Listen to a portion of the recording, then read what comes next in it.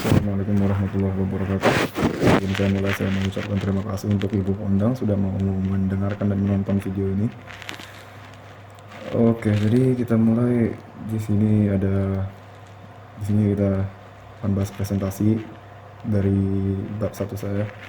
Dari bab 1 penelitian proposal penelitian saya yang berjudul hubungan antara intensitas penggunaan media sosial dengan kesejahteraan mental pada dewasa muda di Yogyakarta. Oke, yang pertama ada penjelasan subjek untuk tempat penelitian dan kaitannya dengan variabel terikat. Yang pertama, subjek adalah individu dewasa awal, tempat penelitian di Yogyakarta, di tempat kuliah sendiri. Alasannya adalah tingginya kasus bunuh diri di Jogja dan fakta bahwa kebanyakannya adalah remaja atau dewasa muda yang juga merupakan demografi pengguna media sosial terbesar dibandingkan misalnya dewasa akhir atau dewasa tengah atau anak-anak misalnya, yang lebih banyak yang menggunakan, paling banyak dua populasi terbanyak, demografi terbanyak yang menggunakan media sosial adalah remaja dan dewasa muda. Setidaknya itu dari sumber-sumber yang saya temukan. Selanjutnya penjelasan pengertian variabel tergantung dan aspek indikator gejala yang akan diacu untuk pembuatan skala. Ini yang pertama ada pengertian kesejahteraan mental. Kesejahteraan mental menurut WHO adalah sebuah keadaan mental di mana individu mampu mengembangkan potensi mereka, bekerja secara produktif dan kreatif, dan mampu mengatasi tekanan normal sehari-hari. Dari sumber lain juga ada yang lebih praktis ya, perasaan baik dan senang terhadap diri sendiri, termilihnya hubungan yang memuaskan, dan adanya rasa memiliki tujuan dan perasaan mampu untuk menghadapi dan mengelola tantangan-tantangan hidup. Jadi dari sini indikatornya adalah ini dari sumber yang lain lah, indikatornya adalah menggunakan dari gejala-gejala depresi dan kecemasan, dan itu kebalikan dari kesejahteraan mental yang baik. Indikatornya ada gangguan fisiologis kecemasan dan depresi, misalnya dada sesak, gangguan pencernaan, pelemahan sistem imunitas, insomnia, dan lain-lain. Dan gangguan psikologis kecemasan dan depresi seperti takut, khawatir intens, kehilangan minat pada hal yang biasa diminati, perasaan depresif, dan lain-lain. Itu untuk gangguan psikologisnya. Lalu penjelasan permasalahannya dengan memberikan penjelasan. Yang pertama ada solen atau idealnya. Idealnya individu remaja atau dewasa muda seharusnya menghabiskan tenaga dan waktu dengan ceria agar bisa meningkatkan kualitas hidup personal dan perform dengan baik di tengah masyarakat. Kenapa saya katakan ceria? Karena saya yakin orang yang ceria itu dia bisa perform dengan baik untuk mengerjakan tugas-tugas dia tidak hanya sebagai individu tapi juga sebagai bagian dari masyarakat. Jadi sebenarnya dengan seseorang itu mengalami depresi atau kecemasan misalnya, dia itu saya yakin, dan dari sumber-sumber yang saya temukan juga, itu sangat menghambat peran dia sebagai bagian dari masyarakat. Lalu selanjutnya desain atau yang kenyataan di lapangannya. Jadi ini secara global 1 dari 8 orang hidup dengan gangguan mental dengan depresi dan kecemasan sebagai kasus terbanyak. Ini berdasarkan data dari WHO tahun 2022 ya. Di Indonesia setidaknya 1 dari 10 penduduk mengalami depresi. Ini kenyataannya yang tentunya masih lumayan jauh dari konsepsi ideal kita tadi yang pertama. Lalu selanjutnya penjelasan faktor-faktor yang mempengaruhi variabel tergantung yang ada kaitannya dengan variabel bebas. Jadi saya mencari sumber, saya mencari acuan. Saya tulis saja apa faktor-faktor yang yang mempengaruhi psychological well-being. Yang muncul pertama adalah ini dari Carol Reeves ya, ada 6 factor model psychological well-being. Yang pertama ada 1 self-acceptance, 2 personal growth, purpose in life, positive relations with others, environmental mastery, lalu autonomy. Bagaimana kaitan faktor tersebut dengan variabel bebas? Yang pertama bagaimana penggunaan medsos itu mempengaruhi faktor-faktor yang ini, maksudnya komponen-komponen ini, maaf. Yang pertama self-acceptance. Yang jelas kalau misalnya orang itu banyak mengkonsumsi apapun yang ada di medsos itu, kecenderungannya jelas ada body dysmorphia karena dia membanding-bandingkan badan dia dengan badan orang lain yang mungkin bagi dia comparable, sedangkan dia merasa badan dia nggak sebaik itu, sedangkan badan orang lain itu sudah diedit dan di highlight yang bagus-bagusnya aja, jadi itu nggak sesuai kenyataannya. Lalu ada social comparison yang juga masuk tadi seperti yang saya sebutkan. Social comparison misalnya eh, tentu saja kayak misalnya kita melihat teman kita lagi liburan atau jalan-jalan ke kafe yang mahal gitu. Padahal sebenarnya itu juga tadi tidak sesuai realitanya mungkin, dan tentu saja itu adalah bagian dari hidup mereka yang di-highlight karena memang itu yang sedang baik untuk ditunjukkan. Yang kedua ada personal growth. Yang pertama jelas ini ada consumerism, ini kita bisa lihat sendiri, kita bisa tanyakan ke diri sendiri. Bukan cuma consumerism dalam artian kayak shopping online, belanja online gitu, tapi juga bagaimana penggunaan media sosial itu sangat mendorong kita secara pasif mengkonsumsi konten. Misalnya konten sampai sekarang ada istilahnya zombie scrolling ya, kita nggak berpikir, cuma scroll saja mengkonsumsi konten, lalu tahu-tahu berapa jam dari hidup kita habis ke situ. Lalu sedentary lifestyle, ini maaf belum saya ini ya juga. Sedentary lifestyle ini maksudnya hidup yang pasif, tidak aktif secara fisik. Jadi seharian cuman diam di dalam kamar misalnya, di rumahnya atau di kosannya, nggak ada olahraga, tidak bergerak secara aktif menggunakan badannya. Dan ini tentunya juga tadi berhubungan sama yang saya sebutkan tadi, misalnya zombie scrolling, cuman berjam-jam cuman scroll saja, yang akhirnya badan terasa lethargic, terasa berat, susah untuk bergerak. Itu secara tidak langsung tentu akan menurunkan kualitas hidup. Lalu ada lagi purpose in life, yang jelas ada distraksi dari life goal yang substansial. Maksudnya seperti misalnya ada sambungan juga ya, ada interplay di sini. Consumerism, misalnya dari consumerism tadi itu jadi distraksi dari pencapaian goal-goal yang lebih bermakna. Jadi misalnya ada mungkin orang ini seharusnya dia tahu seharusnya dia bisa mencapai potensi yang lebih, dia bisa mengfulfill maksudnya potensi dia yang dia tahu dia bisa capai. Misalnya dia pengen dapat beasiswa, dia pengen lebih berprestasi, tapi media sosial ini jadi distraktor. Jadi konten-konten yang begitu mudah dikonsumsi itu mendistract dia dari mencapai life goal yang substansial ini. Lalu selanjutnya ada positive relations with others. Yang pertama ini ada tone deafness. Maaf. Ada tone deafness ini maksudnya kalau misalnya kita lagi chatting sama teman, gitu kan, kita nggak bisa melihat bahasa non-verbal cues-nya. Misalnya nada dia bicara seperti apa, pergerakan alisnya seperti apa. Jadi satu-satunya informasi yang bisa diperhitungkan, dikalkulasikan oleh otak kita adalah dari tulisan, dari teks itu yang ada, dari teks yang ada itu. Bahkan kalau misalnya pun video call, kita mungkin nggak bisa melihat gestur lain seperti misalnya gerakan tangan atau gerakan badan yang lain gitu. Ini juga disebut ada konteks kolaps namanya, mirip tapi nggak begitu sama persis. Jadi itu tadi bagaimana kita melihat, bagaimana kita berinteraksi dengan orang, sedangkan tidak semua dari informasi yang seharusnya bisa diterima kalau seandainya itu interaksi langsung, tidak semuanya diterima oleh kita atau lawan bicara kita. Lalu ada online disinhibition, ini sebenarnya mirip kayak teori de-individuation, di mana orang itu kalau di online dia karena merasa somewhat terlindungi dan anonimus, meskipun nggak mesti ya, tapi dia akan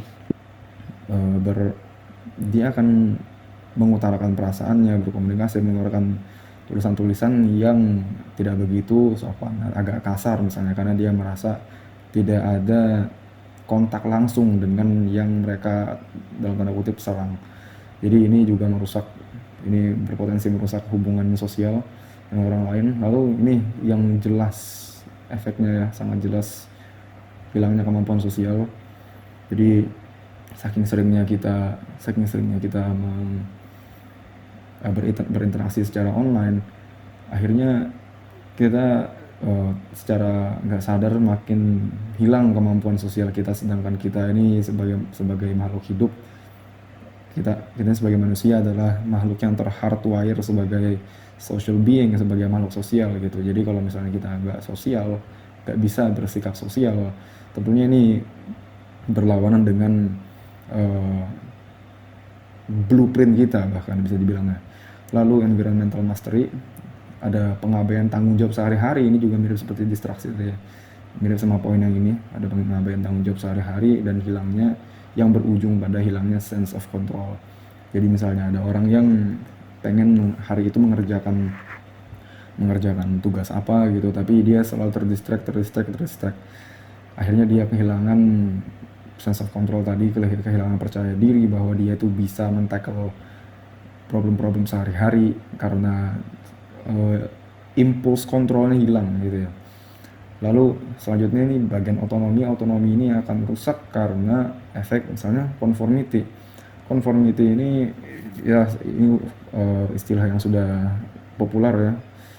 Jadi bagaimana kita berusaha untuk mengikuti ekspektasi teman-teman dan society as a whole, masyarakat secara keseluruhan gitu. Ini tentunya jadinya kita sulit untuk bergerak sesuai keinginan otentik kita sendiri. Lalu adiksi ini mirip-mirip juga kayak tadi distraksi dan konsumerisme tadi ini. Yang jelas dengan adiksi ini, terutama kalau misalnya orangnya sudah sadar bahwa dia memiliki adiksi itu, dia akan sulit misalnya dia ingin melakukan sesuatu, tapi adiksi itu menarik dirinya untuk terus membuka medsos misalnya dan mengkonsumsi apapun yang ada di medsos itu. Jadi dia seperti nggak punya kendali, yaitu definisi dari autonomi ini. Jadi tidak punya kendali atas dirinya sendiri. Selanjutnya faktor lain ada juga dopamine desensitization ya, itu secara sederhana exposure stimulus supernormal konstan, yaitu dalam kasus ini adalah media sosial, berujung pada stimulus normal terasa tidak rewarding atau bahkan punishing. Jadi misalnya orang yang karena media sosial ini didesain untuk sangat rewarding, sangat rewarding, at least in practice pada awalnya, akhirnya itu seperti orang yang terbiasa makan burger, makan pizza setiap hari, makan yang banyak gulanya, makan donat, makan permen setiap hari. Akhirnya sayur nggak terasa enak lagi. Akhirnya makan makanan biasa seperti nasi terasa sangat hambar. Jadi hal-hal yang normal atau hal-hal yang sehat bahkan sebenarnya terasa tidak rewarding atau bahkan punishing. Jadi ini ada istilahnya saya temukan adalah dopamine desensitization. Jadi reseptor-reseptor dopamin di otak kita mulai tidak sensitif lagi ya. Jadi ini yang nantinya akan berujung pada rasa cemas misalnya, atau bahkan depresi tadi. Jadi saya baca secara singkat mekanismenya itu adalah dengan stimulus supernormal konstan tadi, dengan kita terekspos dengan itu secara konstan setiap hari, setiap saat, itu meningkatkan baseline dopamin kita di atas baseline normal. Meningkatkan level dopamin kita di atas baseline. Jadi tapi karena badan kita ini punya mekanisme homeostasis ya, untuk kembali ke homeostasis, peningkatan level dopamin tadi itu akan secara otomatis didorong ke bawah lagi. Masalahnya didorong ke bawah itu tidak hanya kembali sekedar ke baseline, tapi di bawah baseline. Sedangkan dopamin ini juga berperan sebagai salah satu hormon yang ada kontribusinya lumayan besar pada rasa kebahagiaan, keceriaan gitu. Jadi setelah level dopamin itu terjun bebas di bawah baseline, orang itu akan merasa ya nggak bahagia jadinya. Orang itu akan merasa kayak hidupnya kosong, nggak ada yang terasa enak lagi gitu. Jadi efeknya ini tergeneralisir nggak cuman ke stimulus dari media sosial itu saja, tapi juga hal-hal normal setiap hari. Akhirnya secara keseluruhan hidupnya terasa tidak menyenangkan. Itu dopamine desensitization. Aduh, susah. Maaf. Oke, jadi selanjutnya penjelasan pengertian variabel bebas dan aspek indikator gejala yang akan digunakan untuk menyusun skala. Yang pertama, penggunaan media sosial atau SMU atau social media usage adalah social media usage refers to the various ways in which individuals utilize social media platforms. Ini artinya, berbagai cara seorang individu menggunakan platform media sosial. Lalu, tapi ini baru penggunaan media sosialnya. Yang jadi variabel bebas di sini adalah intensitas penggunaan media sosial atau SMU intensity. SMU intensity refers to the frequency of SMU. Jadi secara sederhana sekali didefinisikan sebagai frekuensi dari ini ya. Jadi seberapa sering atau lama media sosial digunakan, indikator durasi penggunaan media sosial. Jadi saya mengambil indikatornya yang sederhana seperti itu saja. Lalu penjelasan secara singkat dinamika atau korelasi bagaimana variabel bebas berpengaruh berhubungan dengan variabel tergantung. Yang jelas semakin tinggi SMU intensity sama dengan semakin tinggi exposure dan probabilitas terjadinya faktor-faktor yang berpengaruh negatif pada kesejahteraan mental. Jadi kita kembali ke poin yang ini tadi ya. Poin yang ini tadi. Semakin tinggi juga probabilitas kemungkinan fenomena-fenomena ini terjadi dan akhirnya diderita oleh individu itu. Selanjutnya, penjelasan rumusan masalah. Sederhana saja saya rumuskan masalah sebagai peneliti mengajukan rumusan masalah. Pengaruh intensitas penggunaan media sosial terhadap kesejahteraan mental dewasa muda di Yogyakarta. Ini cuma sekedar kembali ke judul tadi. Lalu selanjutnya, masalah ini penjelasan tujuan penelitian.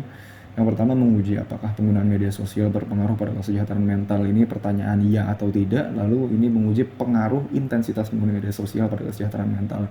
Ini baru pertanyaan sejauh apa gitu. Lalu manfaat teoritis adalah ini menyumbangkan hasil penelitian ini sebagai tambahan acuan atau referensi untuk penelitian lainnya selanjutnya dan ilmu psikologi secara keseluruhan sebagai suatu disiplin ilmu.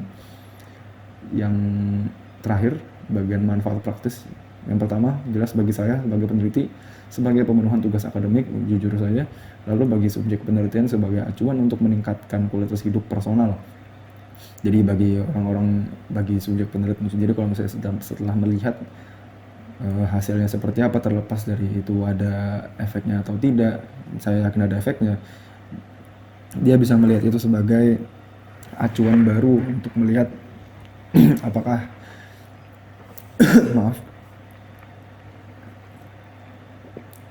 apakah pilihan-pilihan hidup yang sudah dibuatnya setiap hari secara makro ataupun mikro sudah sehat. Lalu yang terakhir bagi masyarakat, maaf ini ada belum pas ya, saya paskan dulu. Sebagai acuan untuk membuat rambu-rambu penggunaan media sosial yang sehat atau lebih sehat. Jadi apa yang mungkin sekarang dianggap wajar, saya harap dengan hasilnya ini, kalau misalnya ditunjukkan bahwa memang sosial media itu lebih tidak sehat dari yang kita kira, bahkan tidak sesehat yang kita kira, rambu-rambu penggunaannya ini bisa jadi common sense, bisa jadi sesuatu yang umum diketahui bagi masyarakat. Jadi ada efek pervasif, bukan pervasif, tapi ada efek yang menyebar luas gitu di tengah masyarakat sehingga masyarakat secara keseluruhan bisa terbentuk sendiri gitu. Kalau misalnya itu sudah jadi common sense, masyarakat bisa mengarahkan dirinya ke arah yang lebih baik dengan sendirinya gitu. Oke, ini sudah habis. Nanti ini link videonya akan saya taruh sebagai satu file baru akan saya buat menjadi satu file Microsoft Word ya, akan saya taruh di bawah file-file yang lain nanti. Oke, begitu saja. Sebelum saya akhiri, saya mau ucapkan sekali lagi terima kasih untuk Bu Kondang yang sudah mau mengajari kami sebenarnya dalam mata kuliah seminar klinis, dan makasih juga sudah mau mendengarkan dan menonton video saya. Begitu saja. Terima kasih. Assalamualaikum warahmatullahi wabarakatuh.